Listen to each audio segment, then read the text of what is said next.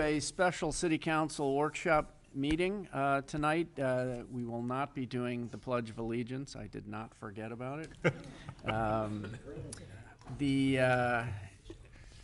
Will the clerk please call the roll? Certainly. Honorable Mayor Tack. Here. Alderman Novit. Here. Alderman Waldeck is absent. Alderman Notes. Here. Alderman Powers. Here. Alderman Preschlack. Here. Alderman Gashgarian. Here. Alderman Weber. Here. Alderman Walder. Here. Mr. Mayor, you have a quorum.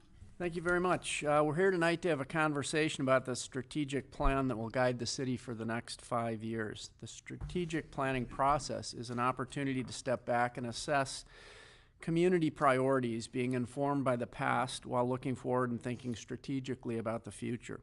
The last strategic plan was developed with community input in 2017 and established a high-level vision for the community and detailed action steps for future implementation.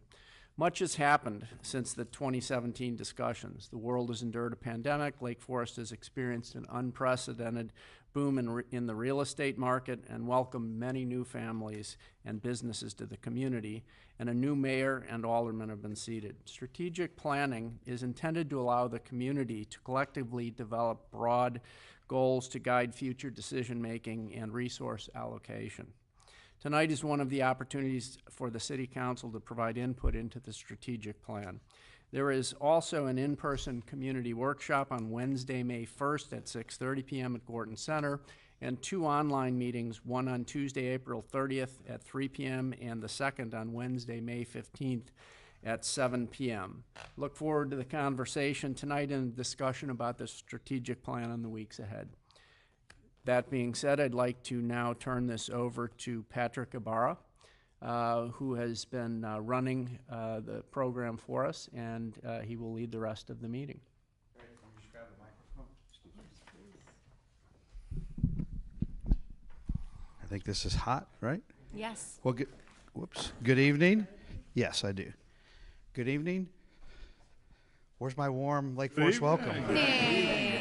I was promised a warm welcome. Well, hey, I'm delighted to be here this evening. This is an exciting step in the community's journey. The best days for Lake Forest are in front of it.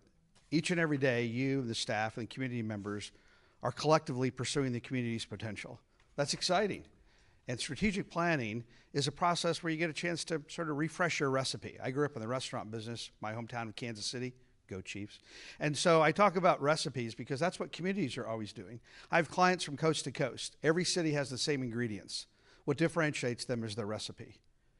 So think of strategic plan as your recipe for continued success. I had the chance to speak with just about everybody on council, the city manager, the assistant city manager, all the department directors, gathered a lot of input. This is the first time as we launch this process to collectively bring everybody together to have a deeper, broader conversation.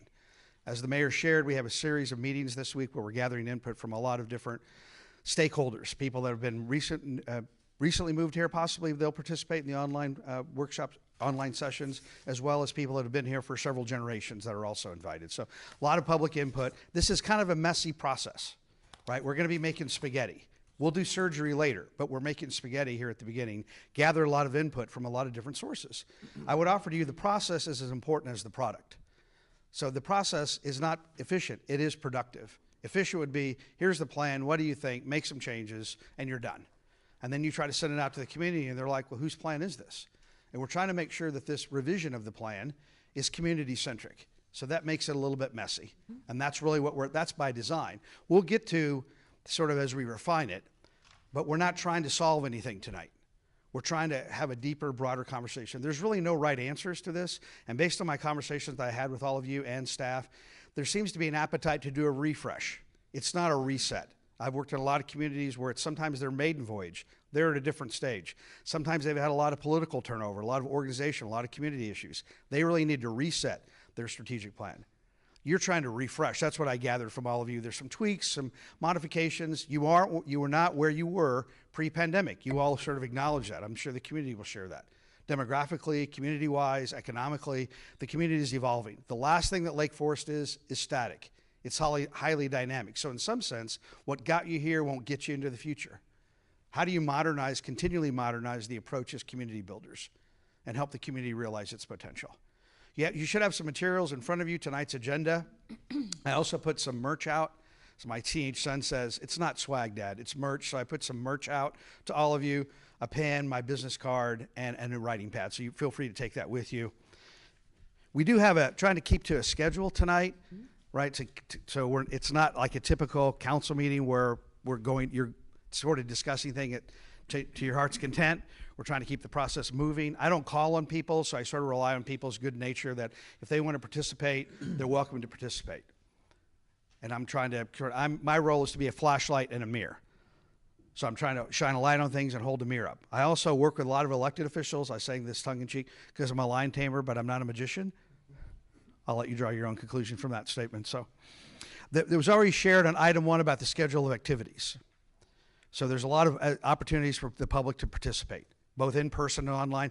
You may have noticed that we scheduled one of the online sessions for May 15th because we know that sometimes people, they're gone, they have conflicts. So we, by design, scheduled one a few weeks from now by virtual on May 15th to allow people that, for whatever reason, commitments, out of town, what have you, to allow them. We're also going to be discussing, George and I have talked about this, how we utilize social media to sort of get messages out, right, to kind of allow the public to scrub it, as well as to gather input.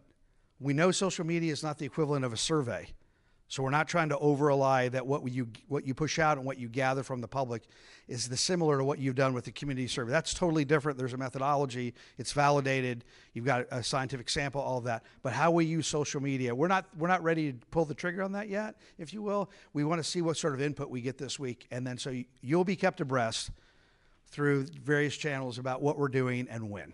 We have a fairly ambitious schedule over the summer for this. We think it's important that once you start momentum, we maintain that traction so it doesn't go on and on and on. We want to have this back to you sometime later this summer for consideration and adoption. And when that plan is presented to you at a formal council meeting for adoption, we want you to feel good about the process. There'll always be sometimes comments from people who said, nobody asked me, I didn't get a chance. There's plenty of opportunities for the public to participate more than once. And we'll definitely make sure and push that out in different channels. There won't be any shortage of those opportunities. Not just this month, not just in May, but also when we push content out about saying, what are your thoughts about this? We might have the public, scrub the mission, vision, values, strategic goals. What are their thoughts? Gathering that public input. And we know that's increasingly a challenge in communities of all sizes. About how and I see this, I have clients again coast to coast. What we're seeing is it's not so much what the public's being told, it's what the public wants to make sure you're hearing from them. And when you think about strategic planning, I would offer to you, think about the analogy about your mental dexterity to try to toggle between being responsive and proactive. And that's really what you're trying to do tonight. Sometimes governments are totally responsive, almost reactive, and it's hard to plan for capacity for the future when you're constantly in that reactive mode. You have to stay responsive and reactive to stay credible in the minds of your residents. Absolutely. Who knows what's going to happen tomorrow? However, strategic planning gives you the opportunity to also look at it through a longer horizon, to be proactive. So I hope that through this process, you and your community members, we can try to enlarge perspectives, to not just look through a microscope, but to look through a telescope. And in particular, one of my favorite devices, the kaleidoscope, to say what are those challenges and how can we challenge that. And remember, I would offer to you the city's most precious resource isn't money, it's time. On what do you want the city manager and his staff to spend their time on? Local governments can do just about anything. They can't do everything. So that's always a challenge with strategic planning, is manage expectations of residents to say, look, this is a pressing need. How can this be addressed? You're always in the car addressing community issues. I would offer to you, though, you're not always driving the car. Sometimes you're in the passenger seat. Sometimes you're in the back seat. You're convening other community resources to address community issues. And I think that's where communities like yourself make the biggest strides, is when they acknowledge that you have capacity issues and say this community issue is not going to go away. How can this be addressed by enlisting other parties to address those issues? I mean, that requires some real critical thinking and creative problem solving. So I hope that resonates with you, just in that mindset of that approach. So gone through number 1. Number 2 on the list, which is on page 2. I sound like Paul Harvey. And if you don't know who that is, I don't want to know. This is the themes from the feedback I gathered from speaking with all of you and speaking with the department directors and the city manager and assistant. These are not in priority order. I tried to synthesize these cluster these into themes. I'm going to read these just as you process this. Lake Forest has a strong sense of history and heritage, along with a proven record of success. Important to keep in mind that strategic planning is not a deficit closing strategy. It's to capitalize on your strengths, of which you have many. Because sometimes people go, why are we doing this? Things are going well. Exactly. One of the differentiators I would offer to you in communities across the country is not the size of their budget, it's their focus on planning. And execution is the strategy. And as a fellow Midwesterner from Missouri, my wife's from Illinois, one of the things we share is growing up in the Midwest, we mean what we say what we mean. We cannot not be responsible, right? Mm-hmm. So whatever you're talking about, it's about execution. I do also find that sometimes in the Midwest, we're not bold enough.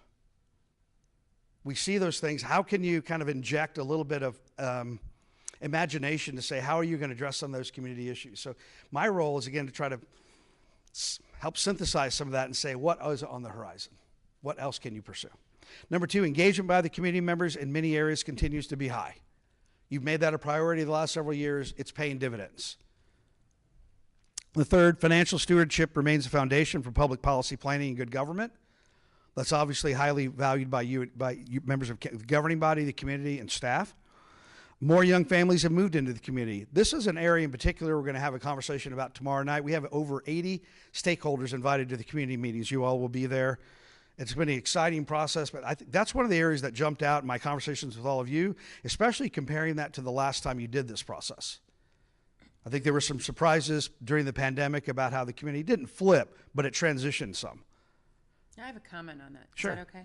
Of course. So you started off and talked a little bit about social media, perhaps to get people involved in this process. And in my opinion, that's the method, that's the target of how to reach those people. Right. Those new people, those young families, how are they going to get their toes or minds or ears or eyes into this process? Yeah. Because my concern is that they're the ones that we're not reaching.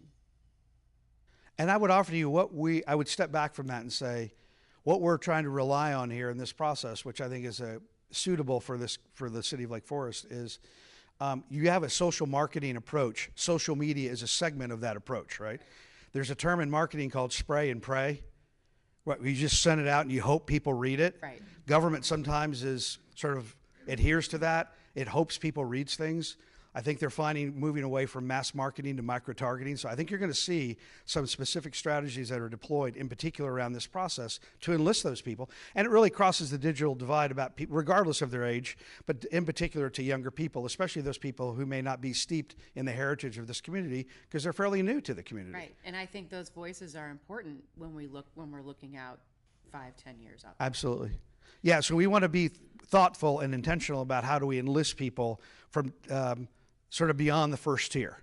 Because everybody in this room tonight, regardless of their background and their role in the community, we're all kind of nerdy about government, right? We just are.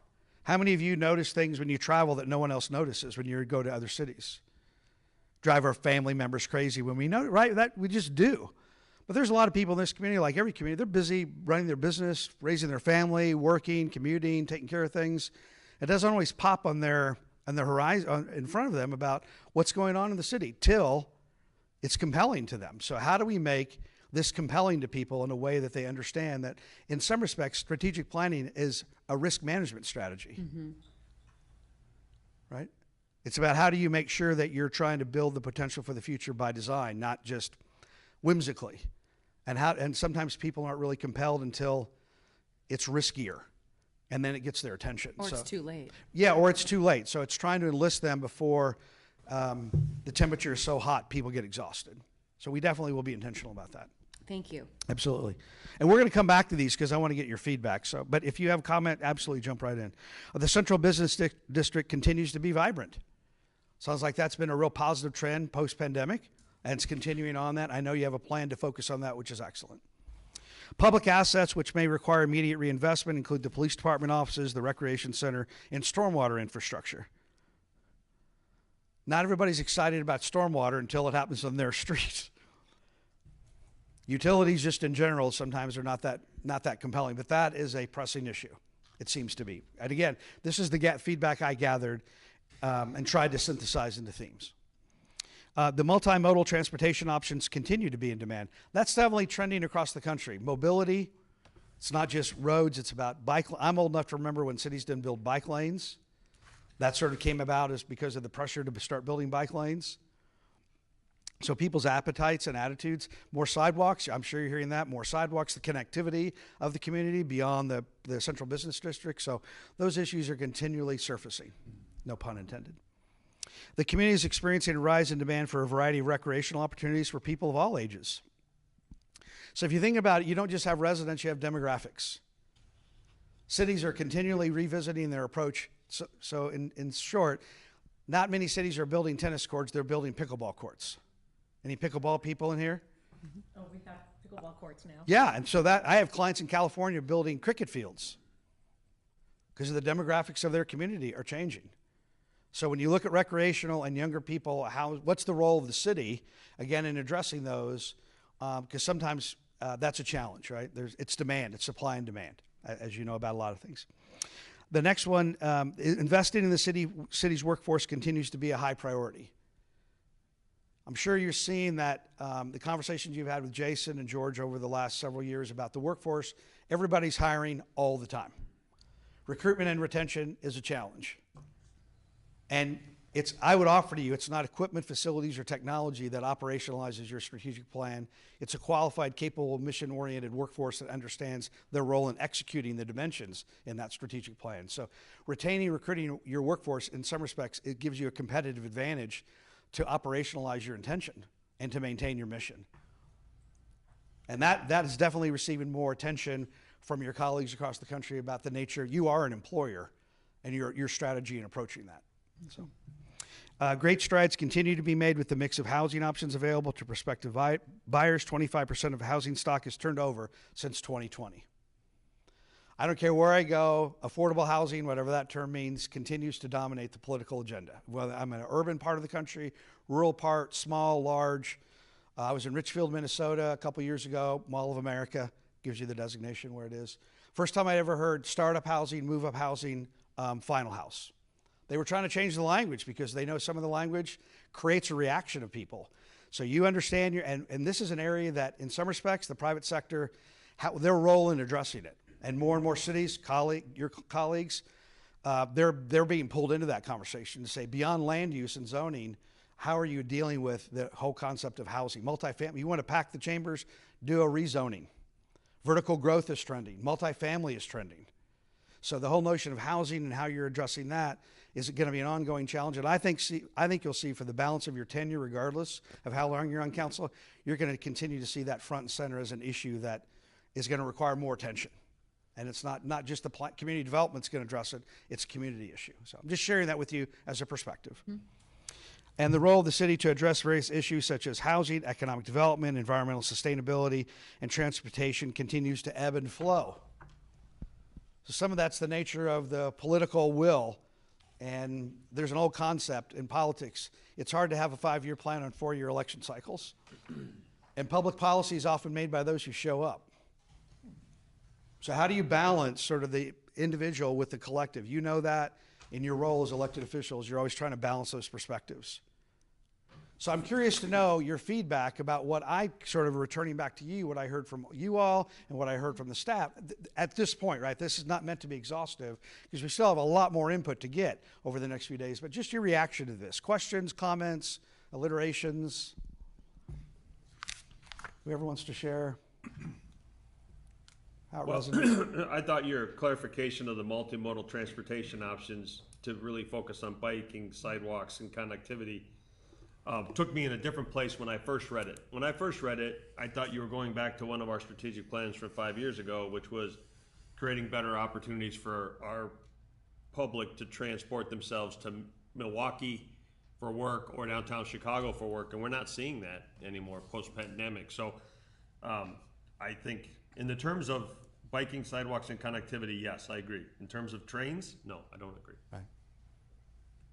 And I heard that loud and clear from all of you that term has sort of been revised, refreshed. Okay. Yeah. Well, I think it's understanding the term. To Rich's point, I didn't even know what it meant when I read it the first time, and then I read through the bullet points. It didn't seem to be as applicable for the next 5 years as it was when this process was done in 2017. And some of those things we can control, some of them we can't. Right. Right, so, you know, whether it's Metra, whether it's getting people to and from the offices, I mean, we certainly can be open to that from a flexibility perspective, but bike paths are somewhat limited as well. So you know, as we dig into some of these things, I think it's important for us to either kind of redefine them, reword them, so it's easier to understand. Because we use some of the same verbiage in our city surveys. And I've received several phone calls where people, they don't even, what do you mean by this? Right. Yeah. So, Yes. I view it as really we're at an inflection point where society is changing and we have no idea what it's changing to.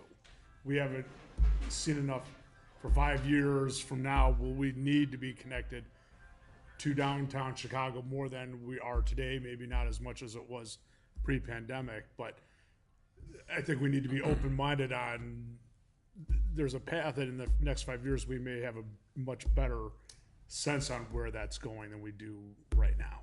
Yeah, and I think, you know, to this process, it's an opportunity for the concept of discovery, right? The more you ask these questions, we don't have the answer. I see this all the time.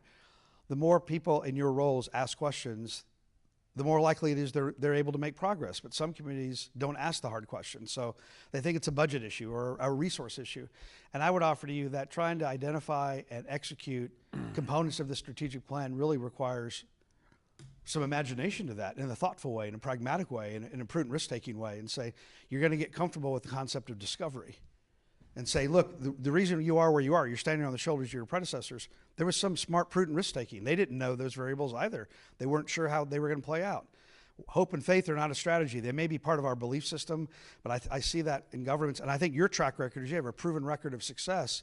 So this opportunity is to continue to build on that and say, how can we continually push our thinking to the future and try to get, and I would offer to you that some of strategic planning is scenario planning. It's trying to have some contingencies. If this happens, this is what we're going to do. If that happens, this is what we're going to do. Being nimble and agile, I know there's a really popular terms right now in all different sectors, but keeping that mindset in place that it's not simply a singular extrapolation of trends. We're going to get into that here in a few minutes, but it's what do those trends portend, and then what does that do for the community? Because I would venture to say in the 2017, I'm not sure some of the trends that happened were even foresaw because we didn't know, the pandemic. But I think anthropologists, sociologists are going to study way beyond our lives how that, in some respects, transformed the way people lived that we really weren't even thinking about, right? So, other thoughts about these trends? I'm going to push back on the transportation thing. I just think that it's changed. If you sit downtown in the morning, downtown Lake Forest, you see more people coming off the train than getting on the train. They're coming to work here, and they come to work here at Granger, at the hospital. The hospital is now an enormous employer. The people who work there, many of them do not live here. It's an affordable housing issue for many of them and availability of housing. Nurses, physical therapists, lab techs, et cetera. So the ability for people to get to Lake Forest is important, and I think that the trains, contrary to I think what you said, are once again important, only in the opposite direction. And that also leads to the issue of parking, because that's for our central business district, it's becoming very successful. And parking is clearly becoming an issue. So the ability to get here, and we have people coming in to have dinner here, to shop here, some of whom may find it much easier to take the train and come have dinner here and take the train home. So I do think we can't forget about that, about supporting that, and mobility from train stations to the central business district, to the employers, et cetera. Yeah. Excellent point. To give some historical perspective to that, just quickly, used to be cities, the primary focus in their strategic plan was economic development, job creation, expansion, assessed valuation, expansion, all of that. Probably about 15 years ago, I know in my practice, I've been in business 22 years, cities started hearing from business owners, a part of the economic development strategy should include housing and transportation, because what they were hearing from employers was people can't afford to live close, and if they can't afford to live close, they can't afford to get here. So as you said, Mayor, I think part of your strategy is to say, how does this strategic plan also look at it through the economic development lens for your major businesses in the city of Lake Forest, and say, how do they retain their workforce, and what's the city's role in doing that? Because that's a driver to the revenue side of your budget. So when you like it through that lens, I think that gives you some opportunity to say it's not just resident-centric, and you have businesses that don't live in Lake Forest. So this strategic plan is somewhat expansive, gives you the opportunity to be somewhat expansive, that it's not just resident-centric, it's community-centric, which includes some people that don't actually live in the community. And I think that's an opportunity. Yeah, but I might push back a little bit on that, because my thoughts are is if they're working here and they can't afford to commute here, then maybe they're not being paid enough. So there's a broader economic discussion there that we really start getting into the weeds when we start chasing that rabbit down that rabbit hole. Yeah. So it's just a thought. Yeah. Absolutely. Other thoughts about these trends? Yes. Alderman. Yeah, there's always uncertainty around demographics and shifts and other things, but there's a core of our services that are really never going to change. Right. That you can call kind of the government operating model or service delivery model. And, so I think, and again, I'm not just on for a week and then I'll be in the audience over there, but the use of technology and innovation and, to try to do more with less, or to be productive, to plan better, to execute better, to learn and make changes, to process our workflow, to train employees. There's a whole kind of nimbleness within the four walls of our scope that will never really shift. Right. So I kind of don't want us to be predicting the future and we don't really know, and kind of get paralyzed in that sense, because you can always make some hedging bets and do some things on the margins and see how things play out. But there's a lot of things here and now that I think we should be focusing in and kind of relying on you on around innovation and tech and the use of tech. And we've hired Jim Shaw, who's done a great job, and we have a kind of a separate innovation group, but it's kind of time, or it could be a good opportunity to see all the different stakeholders, internal, external, and how tech is used. We have an app, we got a website, it's kind of static, but it's good. We've made investments. So what are those best practices, and how do we leverage tech in the incremental 1, 2, 3, 5-year time frame, based on what others have done, around smart metering or whatever the technology is, or self-service for permits and stuff like that. So I hope you kind of can bring that perspective to the table too. Yeah, and I think, back to your point, the service delivery model, the fact is local government is very labor intensive. You still have to send people out for calls, and I think you're going to, that as part of the portfolio of what you do. And then how does technology not be a substitute, but how does it optimize as a resource? And one of the areas that I think we all are, you can't follow something on your phone without seeing an article, is about AI.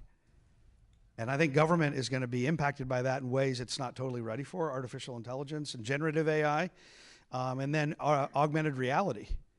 That's also going to be impacting not so much residents, but in some respects, how services are delivered, both AI and AR. I'm just sharing that with you, right? Mm-hmm. So how do you get out in front of those and optimize those? And that's a little bit speculative at this point, but it's not a matter of if, it's a matter of when. So let me move on. I appreciate you bringing that up. We thought, since you're all gathered tonight, let me move on to page 3. We would look at what are some of the headwinds, I call them. We'll get into the tailwinds, but the headwinds, the strategic plan really is to convert the headwinds into tailwinds.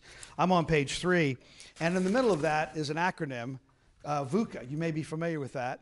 It stands for volatility, uncertainty, complexity, and ambiguity. Volatility, uncertainty, complexity, and ambiguity, or another day that ends in Y. It's disruption. And I'm just going to give you my take on this, and then I want to tease out a little bit from all of you what you're hearing from residents or business owners: volatility, uncertainty, complexity, and ambiguity. Starting at the top, politics and citizen activism. Is that increasing or decreasing in Lake Forest? Increased. You see an increase in that? Yeah. Yeah. In person, online? Both. Probably both. Yeah. That's a good thing, right? That's a good thing. So that's probably going to continue to increase. It makes things messier, but we love people getting involved, right? You love that. Going clockwise, COVID-19, we're still studying the impacts of that. 4 years ago, we didn't even know what the term curbside pickup was. Think about how some of our language has changed, how business models have changed. So how that's disruptive, right? We're still reeling the impacts of that in some dimensions. Going clockwise, the economy, our consumption habits, what we buy, where we buy it. I'm sure you've seen these statistics. You know, Walmart's the world's largest retailer. Second is Amazon. Pretty amazing for a business that's been around less than 30 years to be the second largest retailer. So our consumption habits have changed. Again, how they change is continuing. So that's disruptive.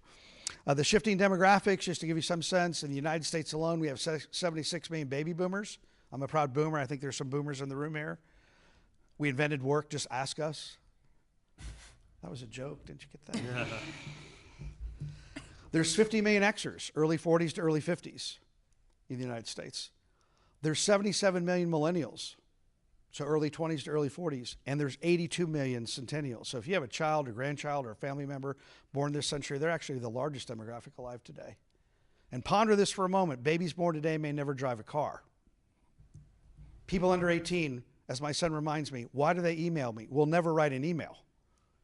If you've got a teenager, you go to open a bank account for them, they just get a debit card. So people under 35 will likely never write a check.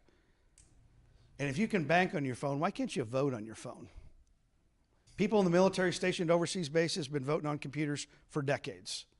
I'm just sharing this with you. So beyond the fun labels, it's also their appetites. And as I mentioned, as your community is having some younger segment, how does the city position itself as a service provider to people of all demographics, not just residents? What I mean, I'm not saying one or the other, but in some respects, as the residents become more diverse in many different ways, it reminds you you're dealing with demographics, not just a universal resident. So how does the community not let the tail wag the dog, but how does it be mindful to those trends? The next one is service delivery. I'm sure department directors will tell you their state and national conferences. Most of those conferences are dominated by software companies, sponsors and exhibitors. It's changed a lot. You go to a state league conference, you see that, you go to the exhibit hall, who's in there? It's not the big engineering firms as much anymore, big equipment. It's software companies. I have clients in Texas using drones to do building inspections in faraway parts of their county.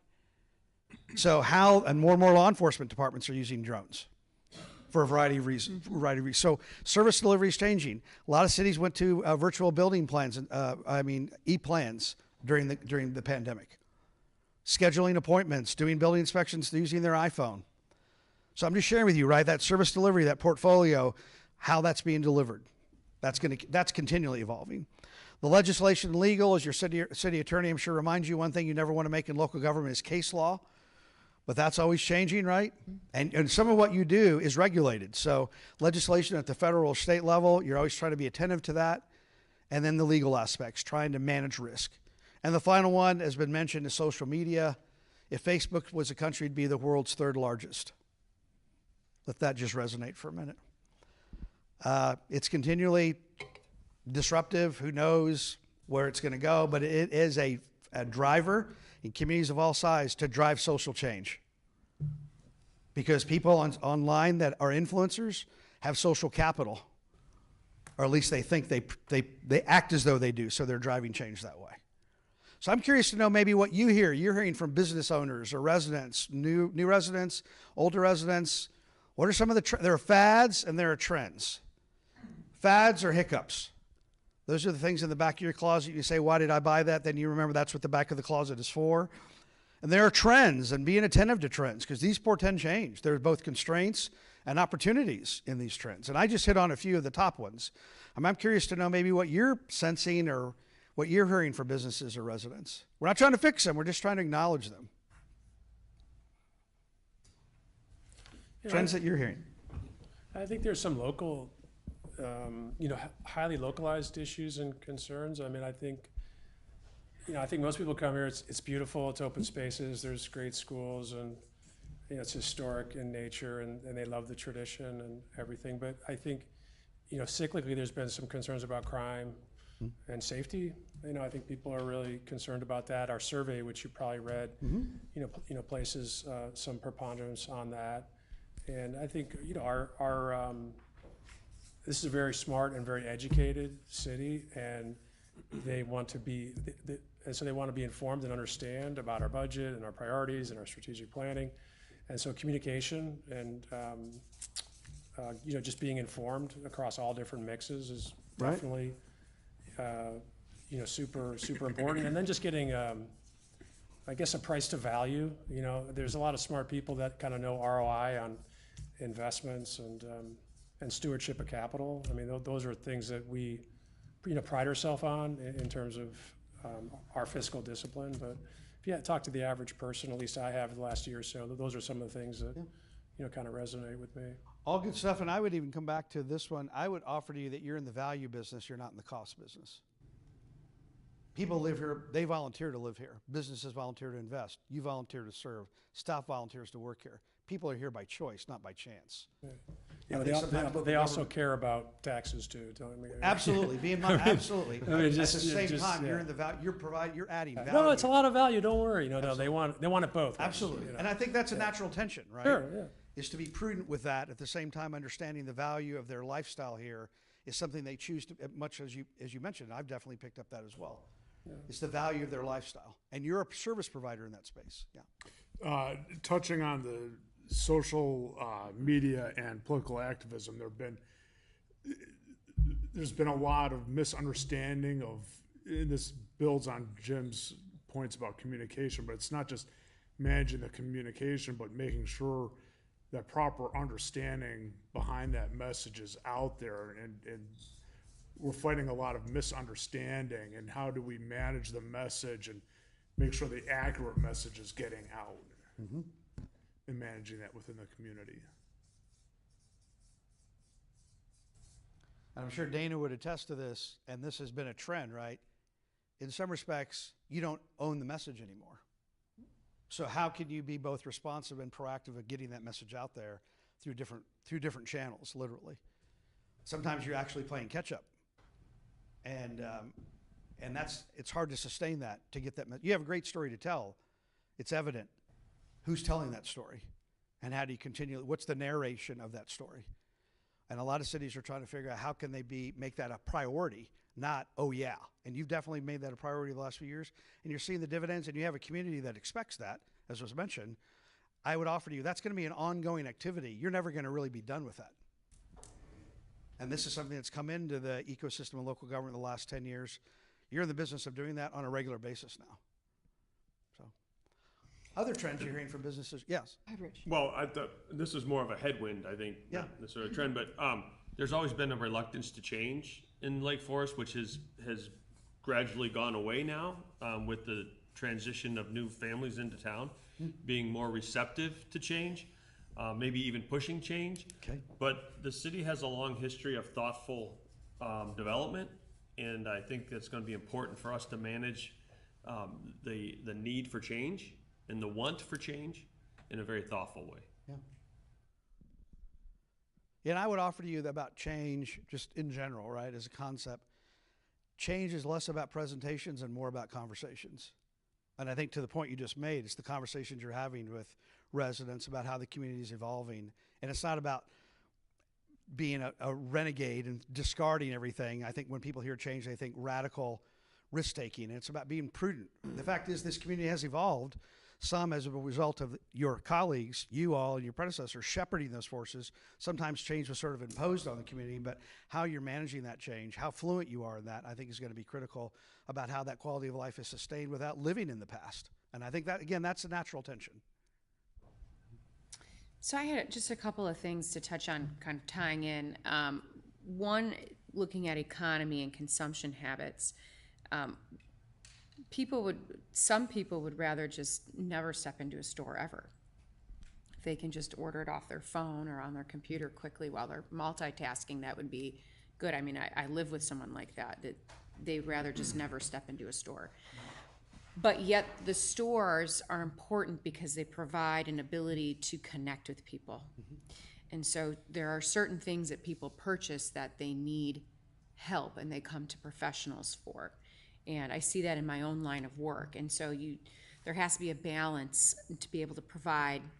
We talked about a vibrant downtown. You have to have enough stores that provide a value or a product that provides value. So that was one comment.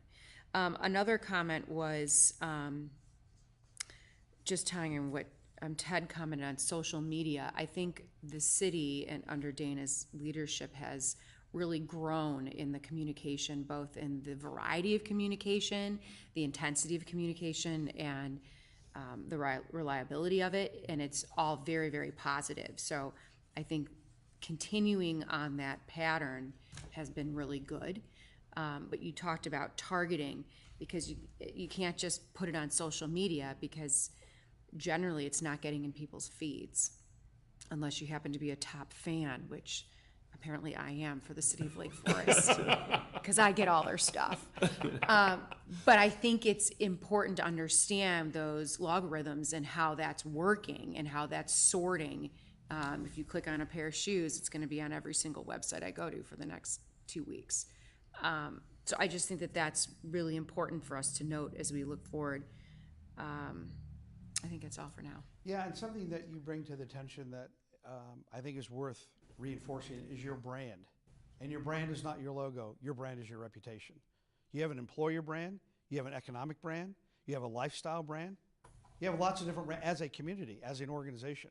Mm-hmm. And Dana knows this well. And cities are around the country are starting to sort of figure out who are the brand influencers that live in Lake Forest, and how do you enlist them to drive your message out through their channels? Mm-hmm. So more and more, a lot of businesses, private businesses, they hire brand influencers because they already have credibility. I'm just sharing with you, that is definitely trending there, and government is sort of trying to figure that out. There are people, I'm sure, in Lake Forest that have huge followings through different channels. How do you enlist them? Because, again, how do you help them understand that government is actually really sexy? Mm-hmm. You know, it's compelling to people. It's all about the storytelling. Mm-hmm. And so as you have a great story to tell, it can't just be you and staff, right? You have a tremendous amount of community support in telling that.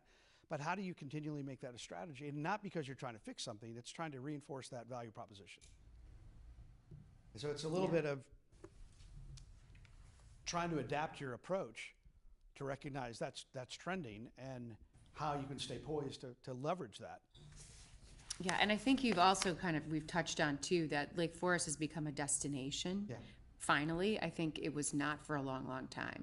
And so you've got people who are destination to work, but people to come and dine here now. Mm-hmm. And that then leads to, parking and other issues, but those are good issues. It means people are here and they're spending money here. Not having enough parking for restaurants downtown is a good problem to have. I don't mean it's good to have it, the problem. It's that it pushes you in the direction to say, what's your role in addressing that? Mm.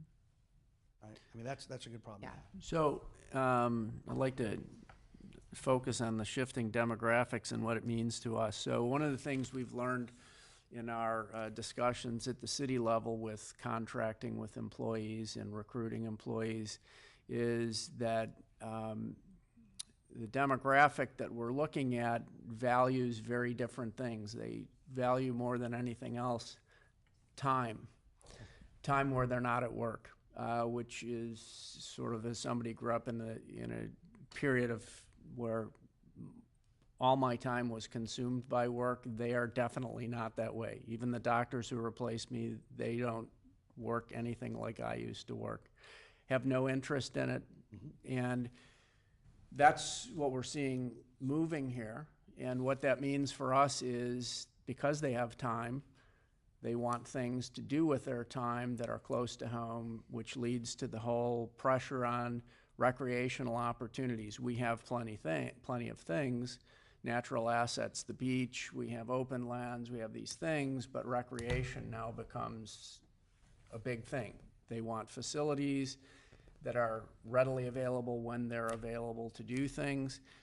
It also affects the business district. These are people who frequently come from vibrant urban areas, and they've, for whatever reason, either because of pandemic or because of safety issues, have moved here. And with their time, they also want an urban experience in a non-urban setting. So they want the things that they had where they were. They want the ability to go out in the evening and actually have dinner at 9 o'clock at night and not have the restaurants be closed. They might even want to go to a bar occasionally, things like this. Restaurants that spill out into the streetscape, outdoor dining. So the demographic shift means a lot more than just sort of younger people. It means changing what they want in the context of who we are, which is this historic, community. So I think that has a lot to do with the planning process, is how are we going to adapt to that, since that's what our people now want. Yeah, they definitely have different appetites. To them, it's life-work balance. It's not work-life balance. So their lifestyle is the primary focus. And you explained that very well. To just bump up another statistic here, by next year, according to the Bureau of Labor Statistics, by next year, 65% of the workforce will be under 45 in the U.S. So we know the workplace is changing because the workforce is changing.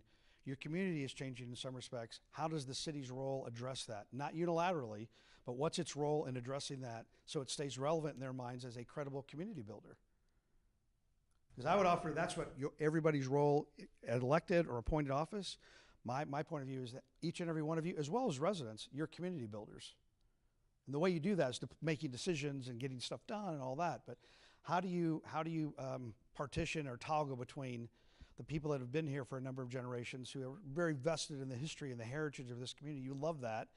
At the same time, how do you stay relevant in the minds of people that just moved here, and how do you balance that? And without sort of taking sides or saying right or wrong, how do you balance? Because they're just different perspectives. They're not right or wrong perspectives. They're different perspectives.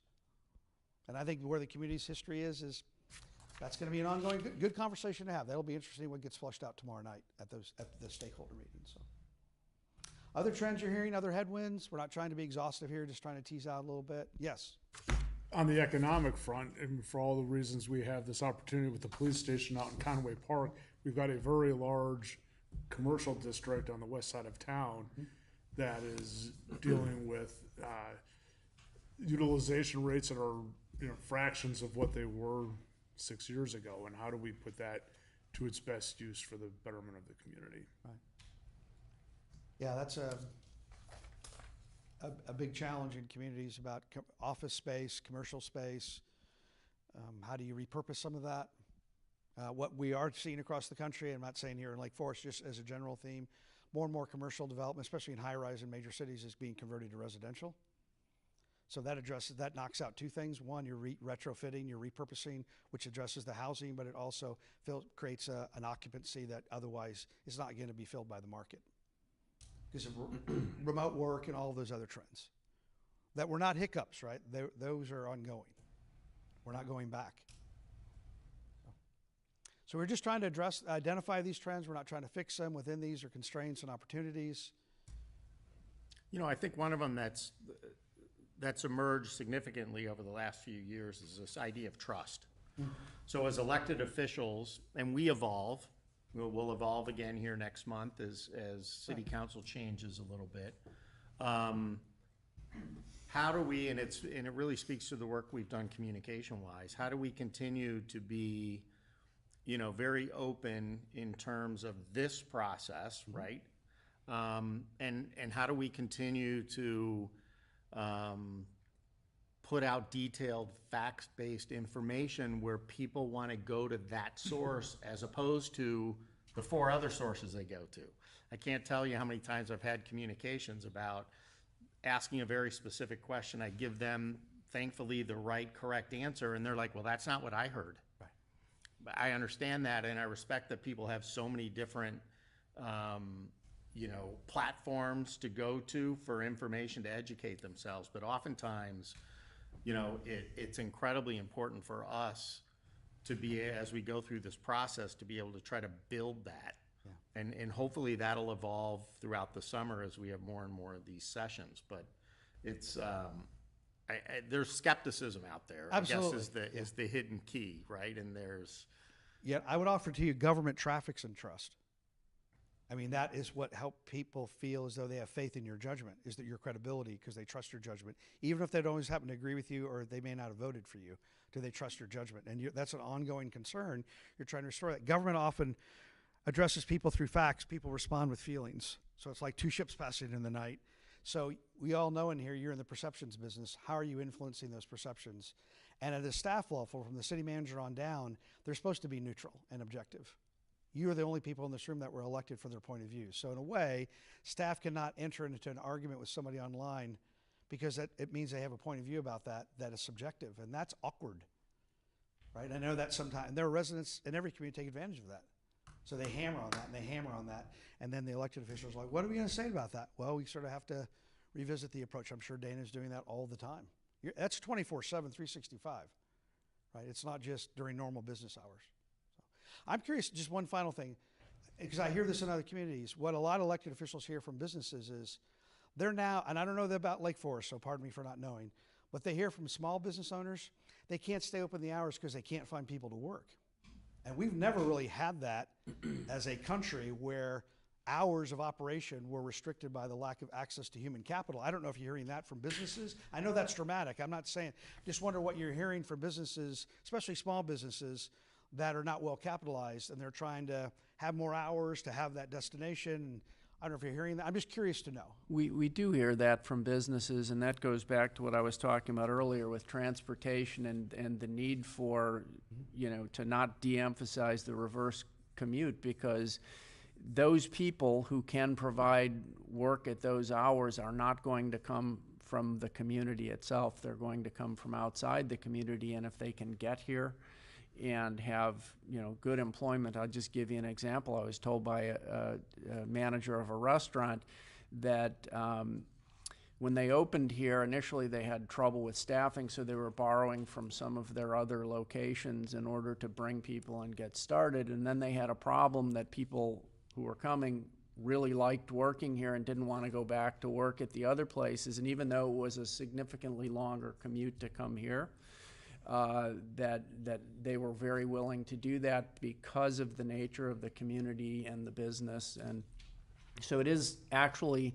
potentially a strength that we have with the type of community we have, that we can recruit people to work here. But yes, it is an issue. I'll just dovetail on that, being in that kind of line of work, but it's not only finding the people, but it's the compensation rates that are being requested and or dictated by the state, and that is very instrumental in small business. Okay. All right. So again, we were not trying to fix the trends. We're just trying to capture them as a way to kind of look on the horizon more than just an annual, but these portend change. So the final segment tonight is to, if you would, look on page 4. This is where it gets really messy. These are the current strategic priorities. Just so for those of you out in the audience who may not have this or at home watching, fiscal stewardship is one of them. There's 6. Business and economic vitality.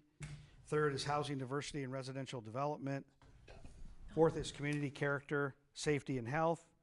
5th is environmental sustainability, leisure and recreation. And 6th is multimodal transportation and infrastructure. Now, for those of you that have been through strategic planning before, just as a reminder, typically strategic priority areas don't change a whole lot from one plan update to the next. They don't. And you're at a good number. Usually it's 5 or 6. Sometimes they change a little bit, word, verbiage a little bit, but typically when you do an update, you're not taking out all these and putting in new ones, because as this is sort of your business model, if you will. What changes are the objectives. Because some of those are project related, they're time linked. So you check that off, you're done with that. Some are programmatic, some are processes. But what we wanted to do with the time we have about 30 minutes, this is where it gets a little messy, is just based on your own understanding of the strategic plan, based on what we covered in the trends tonight and what we covered in the themes from your feedback. What are some areas that you think need to really be either accelerated that are currently in the strategic plan, so you need to press on the gas and move sooner, faster? Or maybe there are some items not in the strategic plan that you want to consider adding to the strategic plan. We're not saying that because you suggested tonight it's going to make the final cut. We don't know that, because there's still a process of reviewing and scrubbing and refining and all that. But we definitely want to make sure and gather your input tonight about what you believe. You'll have other chances too as this process gets drafted and scrubbed a little bit. But we definitely want to hear at the inception just to get some of your ideas. And don't worry that they're not all perfectly grammatically correct and it's proper syntax and all that. If it's just an idea or a concept, I'm here to capture those.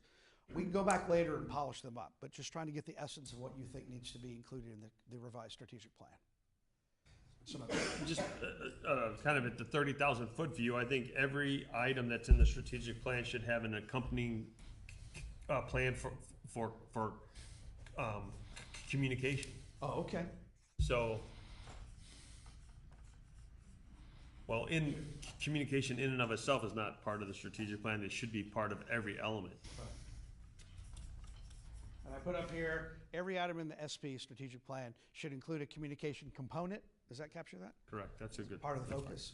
So, by the way, I put spell check up here in case I misspell any words. So forgive me for that. Okay, good. What else? There's no right answer to this. This is somewhat speculative. We're making spaghetti, so.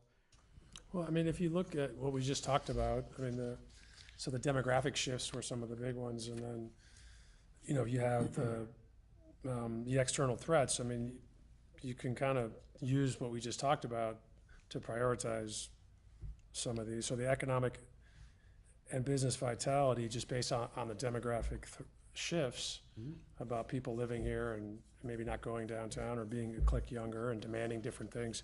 I mean, that's just a logical connection, but that also, has some friction around the community character and maintaining that as well. Right. So I think those two are kind of related and will be a function of the voice of the customer, if you will, around how we segment and weight those demographic shifts and, think through those issues. I mean, and then the last one that is tied to that is what the mayor was talking about around leisure and recreation. I mean, the assortment and the mix of those options change based on your demographics, and who you are, So I think those are the big three that kind of stand out. On the housing diversity and the residential development, there are, we're typically built out to a certain extent, but there's pockets in the central business district. And then there's some west areas where, there's some big parcels that have not been developed and haven't been connected to human service, to city services and streets and sewer and all that kind of stuff. And then there's an aging population that wants to, that had the big homes but wants to stay here but can't go anywhere, and so I think that's a real priority. How do you keep people that have raised their families and successful? And I think we need to have a little bit more teeth to that. And we do a lot, and we try to do a lot on the affordable housing front, but the whole mix of housing stock and how that competes and, on all these different issues will be, the puzzle. And maybe that's a kaleidoscope that you're looking at, but those are some of the priorities that, kind of spring to mind just based on our conversation. And I think building off of what Jim said, price points. It's important to have a variety of price points, so everybody who wants to stay can find a toehold. Yeah, as many as possible. I mean, there are, it's a free market and there's Absolutely. cost, but there's we just have to be intentional about it. Because I hear a lot of people saying I'm downsizing, but I have nowhere to go. Right. And then people are renting in Highland Park and Fort Sheridan, which are great communities, but again, they're just waiting to come here. And you have people that are going, hey, is that for rent? And tell me what's going on. So I think we just do need to be mindful of the people that are going to be us soon, by the way. I mean, I'm 58 and I always want to stay here, but maybe not in the same construct. So. And I would say try to, as you go through this, as you consider what you want the strategic plan to include, try to keep in the forefront of your mind, what's the role of the city in addressing that? Yeah. It's one thing to have a community issue, right? We sort of make the assumption that in the strategic plan, it's not a substitute for the budget. A budget is an allocation of resources. It's about the business that you're in, the strategic plan, if you will. I think it's going to be important as we go through this process, as items get considered, not tonight necessarily, but for you to consider, as we bring it back to you at some point, what's the role of the city in addressing those? You have capacity limits, you have statutorily, you're both an advocate and a regulator, yeah. So, but is that really what you want to obligate the staff to do that may be different than what they're already doing? Well, and I would say just one final point, I would say about 80% of what you're already doing does not really get considered in the strategic plan, which are core services. Well, what I was gonna say is I think the city's already done a fantastic job in that area, because we can cite multiple locations where we do have, you know, improved living close to the central business district, apartment rentals that are at different price points. Going forward, if we're gonna make this is still gonna be a strategic priority, I think it needs to be built out and detailed a lot more, because I just don't feel that we can control a lot of that, and I'd hate to make it or identify it as a priority if we're not gonna spend the time, effort, and energy on it. Yeah. Because we own parking lots, essentially, is what we have left. There, now, I'm being a little dramatic. There's a few other elements, as Jim was pointing out, but not really, and not that's gonna be able to be available to a broad swath of citizens in our community. So it comes down to a really narrow subset of our town, which we should be paying attention to too. It's just, if it's gonna be a big priority, then let's define exactly what it is. I think that's a wonderful point. It is trying to define that with some level of specificity or a prescription to say, this is what we're doing, this is how we're doing it. Because one of the opportunities you have in the strategic plan reset is to manage expectations. And that's an ongoing challenge, because people that make assumptions in the strategic plan, it's going to be all things to all, they just do, because they want their problem solved. Sure. And in some respects, that's what government is. It's a solution provider. So how do you navigate that? And I think you'll see in your time on council, some of the items that were hot maybe a few years ago in the strategic plan, and I don't know that because we're not into the throes of it yet, you might see may not have as much status in the reset, because maybe they're more in the rearview mirror than they are out the front windshield. I don't know that, but it's not as though everything is static in there. It's that, yeah, we knocked that out, we did this, we're gonna thin that out, we're gonna be more intentional, and this is what our role is, and we're gonna define it, as you said. And my role in this process is trying to make sure the city doesn't get overcommitted.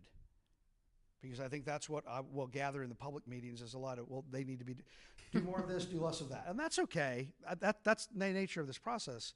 We're not trying to say no to people. We're trying to figure out at what point do you have this, make sure this plan is, you're being intentional. And it's not just all things to all people. Because then it's not a plan, it's just a laundry list. Yeah. So, yeah. Coming back to a couple topics that came up, land is a finite resource. And, you know, when I was talking about the West Side Business Park and utilization of that, and you brought up residential. With residential, that puts pressures on school districts in the community in ways that more commercial uses don't. Where in commercial revenue sources, sales taxes and the like of that commercial property taxes. You know, I think we need to be mindful of what are our sources of revenue. Do we want to be wholly reliant on residential property taxes? Now, that helped us through COVID, but as a long-term strategy, do we want a broader source of revenue, good revenue sources? Diversification of revenue. Some industries are recession-proof, some aren't. A lot of cities, their economic development strategy is focused on healthcare and higher ed, because both industries are vertical job creators. You can come out of high school and work at those places, and as you all know, very well-educated people work in those places, and both of those industries, by and large, are fairly recession-proof. I'm just sharing with you, right, as you look at revenue diversification and all that, you're trying to be mindful, and a lot of stories to tell about how cities have not been thoughtful about that, and you're trying to be pragmatic about that and say, okay, what's the proper land use? And you don't control all those variables. Some of that's driven, as you all know, by the private sector. They want to lease that space. So what's your intent there? One important element of this process, I think, will be looking at whatever the final categories are here, and then cross-comparing them to the strategic plan, not the community survey. Right. To find out, you know, have we hit the mark on the important elements of the community, and where they thought, you know, why they like Lake Forest? Are we continuing to reinforce those, and where they needed areas of improvement, have we identified those as one of the items in the strategic plan? So some kind of a scorecard, and really this is kind of your job, right? I mean, your job would be to tie it together and say, how did we do? How did we score against the community survey? Yeah, there should be some linkage there to say the survey is a major source, it's a credible process, it's scientific data, if you will. How does that get incorporated into this? Mm-hmm. I also want to manage expectations for all of you. I'm not the subject matter expert on Lake Forest, right? My role is to shepherd the process, to tease that out. The content is really driven by staff, the community, elected officials. So I try to honor your history and heritage. It's not my plan. There's an old saying, why don't people wash a rental car? Because they don't own it. You own this community. The community does. And so I want to honor that. So I'm there to kind of push your thinking, be a catalyst, be somewhat provocative and helpful. At the same time, you're going to land where you need to land. So I'm very respectful of that. So I'm trying to stretch your thinking, illuminate that, and then wherever that ends up, that's what you want to do, and that's cool. Absolutely. So, yes. What I would like for us to consider as we look at the strategic plan, some acknowledgement of some of our core values and possibly defining some of them, not in one way or another, but you know, we do have a lot of opinions in town, and they're all valid, just depending upon what side of a discussion you're on, right? And I think we would serve ourselves well to acknowledge some of those core values. And to the mayor's point, we have a lot of new people coming into town, but I might push back a little bit because they moved here for a reason and they didn't stay there for a very good reason. So they've moved into town, and I think helping identify some of those core values, some of the things that we as Lake Foresters hold near and dear to our heart. I have a few in my mind that we can get into in, you know, later, I guess. But I don't want this to be, you know, River North. I don't want it to be Winnetka North. This is Lake Forest, and I think it's worthwhile identifying what those factors are and what continues to set us apart from those other communities. And they're great communities, but they moved here by choice, and I think it's worthwhile maybe identifying some of those core institutions, some of those core values, right, some of the things that we stand for that might be helpful. It's meant to be ambiguous, but I think it should also speak to everybody. And I'm sorry. And you know, it's great to talk about east side, west side, land development, allocation of resources, but I think part of a broader statement to the community, acknowledging that these are things that we think are what make Lake Forest Lake Forest. Yeah, and definitely you have a strong history, and I just wanted to offer a friendly reminder. In the current strategic plan, you have core values, Lake Forest, 4 cornerstones: family, education, trust, and philanthropy. And then there's some elaboration about each of those. And I think it's definitely, we want to keep them in the forefront of the process. Values tend not to change. They are the kind of they what binds you as a community. They're sort of like a cloth, if you will, and the values are what bring you all together. So it's definitely good to keep that in mind. This is not about being totally trendy, right, and just being what's cool. It's saying you have a strong history and heritage. That's the foundation of this community. How do you visit those and not get lost in those? Because I've seen that in communities. I'm sure some of you have lived in places where the community focused so much on the past, it didn't really embrace the future. And I think you're at maybe not an inflection point per se, you are an opportunity to revisit some of those and say, how do you blend the past with the future without losing your sense of self? I think communities have self-esteem. You have a high degree of self-esteem here.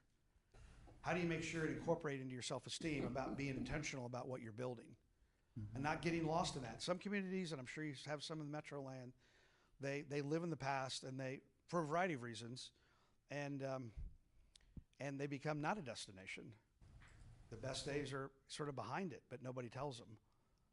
And you're definitely not there, but I think you have some good conversations to say, okay, what's the future look like, and how's it going to evolve, and in what direction, and what's the role of the city? And that's exciting, right? Sure beats the alternative where you're struggling financially, you're struggling as a community, and you're saying, boy, we got a lot of naysayers, and we're not sure what we're going to do. You've got a strong foundation here, so how do you use that to your advantage? Other aspects that you like? Yes. I have a question. With this part of this process, do we look at the vision statement, the city's vision statement? Yes, we will.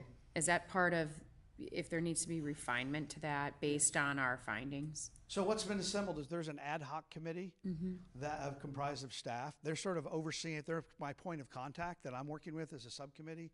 They'll be reviewing that, and everything they do as a ad hoc committee, we'll be sending back out to the community, sending back out to you. So there's going to be a lot of transparency to that process to make sure that people feel included in the process. So they'll be reviewing the mission, vision, values, and see if there's some tweaks that need to be updated. Remember, a vision is a destination you never realize, and a mission is how you get there. Right. Just that's the bumper sticker short version. of that. So I hope that Yeah, answered your yeah, question. it does.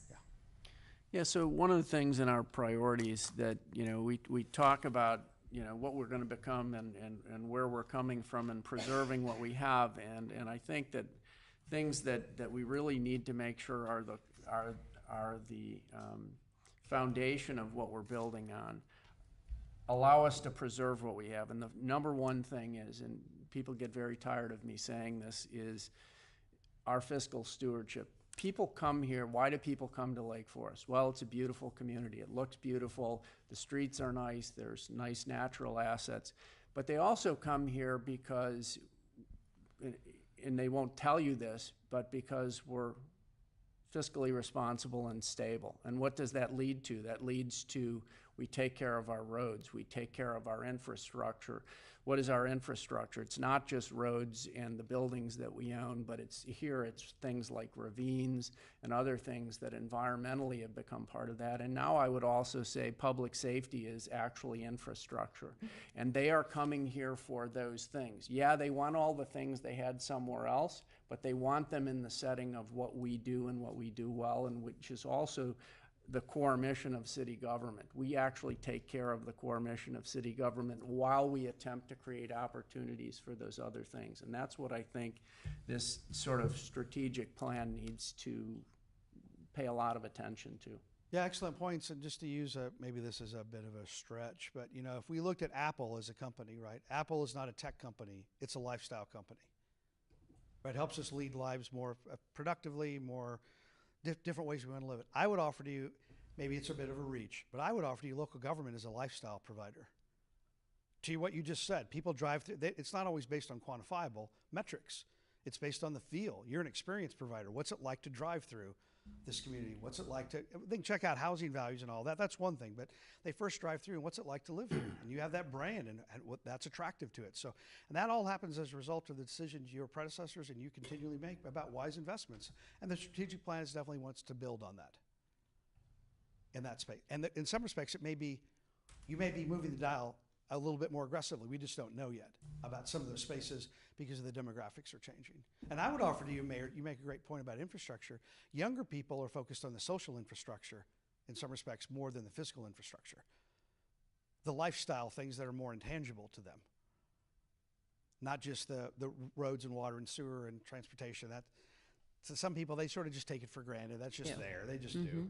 I'm not saying it's easily, and we know it requires a significant investment, but in some respects, younger people focus on what's it like to live there? What's the texture like? Is there a place to go after dinner? Can I walk? Was there a dog park there? Those sorts of things, more of the interactivity of their lifestyle, not so much the functionality of their lifestyle.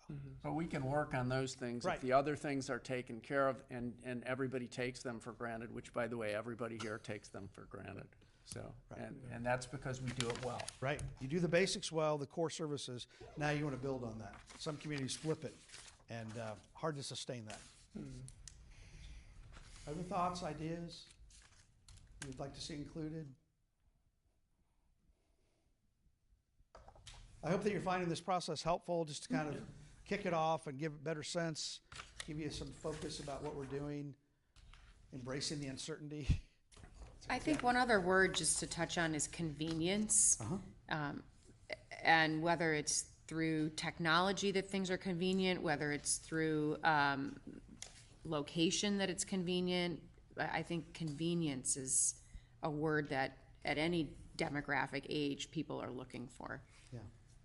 I would offer you that city government in some respects is a convenience store. It's transactional.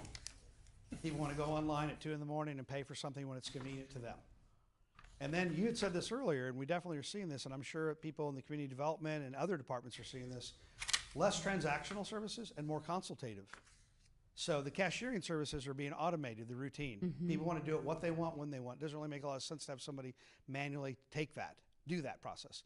But at the same time, people have bigger questions. They need more consultation. They need more concierge services. Like, help me figure this out. It's got a lot of acronyms. There's coding. I mean, it can be intimidating to people with the jargon. So they need more guidance about how to maneuver through certain processes. which frees up staff time. So in some respects, staff is going to be not so much less efficient, they're going to be more productive in the sense of helping people navigate those processes when other dimensions, and this has been mentioned a few times, have been routinized to where it's automated. And you don't need somebody sort of taking their, standing there taking a check from somebody, because they just do it when they want. So. And this plan hopefully will flush some of that out. Say, is that, where's staff, not trying to advise, but is that really good use of staff time? What's the city's approach to that? So you'll see some of this plan, it may be internal capacity. It may not just be always outward facing, like roads and economic development and housing. It may be internally, I don't know that, maybe internal focused about the city's workforce and how they're actually not per se delivering services, but the approach to that. Which Well, is still outward facing. Ultimately, it's the perception of the people living here. Right. What they, what they think. Yeah, everything is outward facing at some point. It just may not be always so evident as you look at some components of the strategic plan, maybe more internal. So, other thoughts? Is there anybody from the public that would like to address our consultant, Patrick? Okay. Okay. So again, as a reminder, we have a meeting tomorrow night. We have a meeting tomorrow, virtual meeting at 3 o'clock. It's posted on the city's website. It's been marketed out there through different channels. Then we have the stakeholder meeting, so we'll see you all there tomorrow night. There's going to be 80 people were invited. And then Wednesday, we have a, Wednesday night, we have a live in-person meeting that's going to be at the, and that I'll be facilitating that. And I respectfully, if you ask people from the governing body not to be there, just because sometimes the people in the public, they see members, I've even discouraged the staff. I mean, I can handle it. They just want to be able to have a conversation. And we're not there to change people's minds. I'm not even writing down people's names. We're having a community conversation. Sometimes people will start to address you, then we sort of lose focus about just sharing their point of view. So, same way in the virtual one. So, I appreciate your time tonight. Thank you. I look forward to being your resource. Mejorando is Spanish. It means getting better all the time. It's that timeless virtue of leaving the place better than we found it. So that's what our mission is as an organization, and we value the opportunity to be a partner to you in that journey. So thank you all so much. Excellent. Thank Thank you very much. All right. Can I have a motion to adjourn? So moved. Second? Second. All in favor? All right. Aye. We're good to go.